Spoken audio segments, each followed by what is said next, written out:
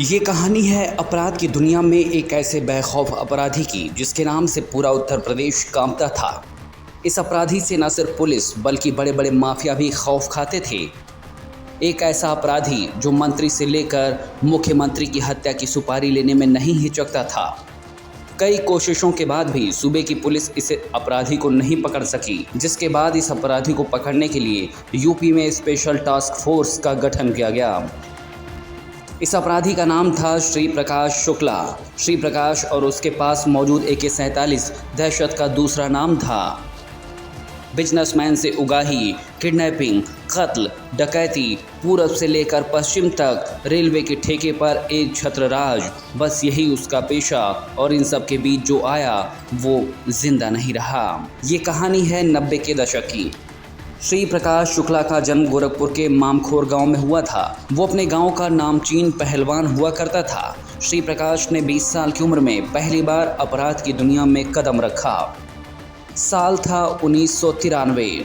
कहा जाता है कि श्री प्रकाश शुक्ला ने अपनी बहन को देखकर सीटी बजाने वाले लफंगे राकेश नाम के एक व्यक्ति की हत्या कर दी थी। इस घटना को अंजाम देने के बाद वो बैंकॉक भाग गया। कहा जाता है कि पैसे की तंगी के चलते श्री प्रकाश कुछ समय बाद भारत वापस लौट आया।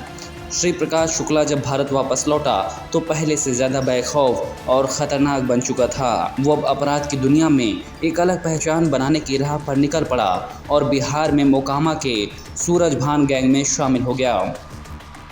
जिसके बाद धीरे धीरे श्री प्रकाश ने अपराध की दुनिया में अपना एम्पायर बनाया और देश के कई राज्यों में गैर कानूनी धंधे करने लगा। श्री प्रकाश शुक्ला 5 साल के अंदर एक के बाद एक वारदात को अंजाम देकर देश का मोस्ट वांटेड अपराधी बन गया था। श्री प्रकाश शुक्ला ने साल 1997 में यूपी की राजधानी लखनऊ में बाहुबली राजनेता विधायक वीरेंद्र शाही को गोलियों से भून दिया था। इस घटना के बाद पूरे प्रदेश में हड़कंप मच गया। पुलिस प्रशासन श्री प्रकाश को पकड़ने के लिए प्लान तैयार करने लगा। कई कोशिशों के बाद पुलिस को श्री प्रकाश की लोकेशन का पता चला। श्री प्रकाश के साथ पुलिस का पहला एनकाउंटर 9 सितंबर 1997 को हुआ। पुलिस को खबर मिली कि श्री प्रकाश किसी काम से लखनऊ की जनपद मार्केट आने वाला है। पुलिस ने चारों ओर से घेराबंदी कर दी। पुलिस और श्री प्रकाश के बीच हुए एनकाउंटर के दौरान श्री प्रकाश वहां से भागने में कामयाब हो गया। यूपी पुलिस का यह ऑपरेशन न पूरी तरह से फेल हो गया बल्कि पुलिस का एक जवान भी शहीद हो गया। साल 1998 श्री प्रकाश के बढ़ते आतंक को लेकर सूबे की राजधानी लखनऊ स्थित सचिवालय में यूपी के तत्कालीन मुख्यमंत्री, गृह मंत्री और DGP की बड़ी बैठक हुई, जिसमें श्री प्रकाश के खात्मे के लिए स्पेशल फोर्स बनाने की योजना तैयार हुई। जिसके बाद 4 मई 1998 को यूपी पुलिस के तत्कालीन ADG अजय राज शर्मा ने सूबे की पुलिस के बेहतरीन 50 जवानों को छांटकर स्पेशल टास्क फोर्स STF का गठन किया। इस फोर्स का सिर्फ एक ही मकसद था, श्री प्रकाश शुक्ला जिंदा या मुर्दा।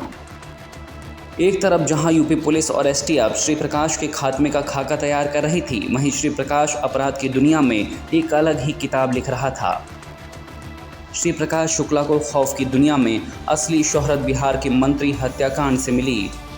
श्री प्रकाश शुक्ला ने 13 जून 1998 को पटना स्थित इंदिरा गांधी अस्पताल के बाहर बिहार सरकार के मंत्री ब्रिज बिहारी प्रसाद को उनके सुरक्षा कर्मियों के सामने ही गोलियों से भून दिया था। श्री प्रकाश अपने 3 साथियों के साथ लाल बत्ती कार में आया और AK-47 राइफल से हत्याकांड को अंजाम देकर फरार हो गया। देश में बिहार के मंत्री हत्याकांड की आग अभी बुझी भी नहीं थी कि तभी उत्तर प्रदेश पुलिस को एक ऐसी खबर मिली जिससे पूरे उत्तर प्रदेश पुलिस के हाथ पांव फूल गए। श्री प्रकाश शुक्ला अब यूपी के तत्कालीन मुख्यमंत्री कल्याण सिंह की हत्या का प्लान तैयार कर रहा था। उसने CM की हत्या के लिए 6 करोड़ की सुपारी ले ली थी। ये खबर यूपी पुलिस और STF के लिए बम गिरने जैसी थी।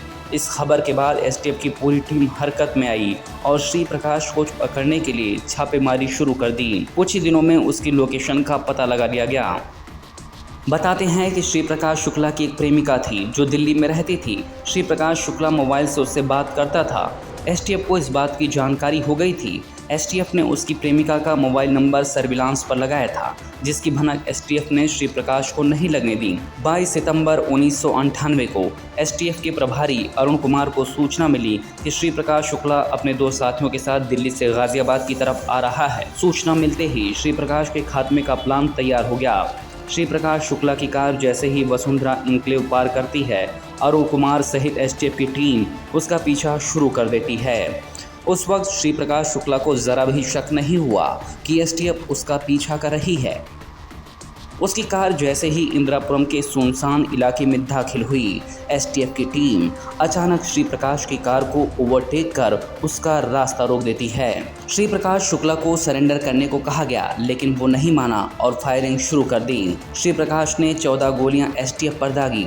जवाब में एसटीएफ की टीम ने 45 गोलियों में श्री प्रकाश और उसके दोनों साथियों का काम तमाम कर दिया। तारीख थी 22 सितंबर 1998 सवा 2 बजे।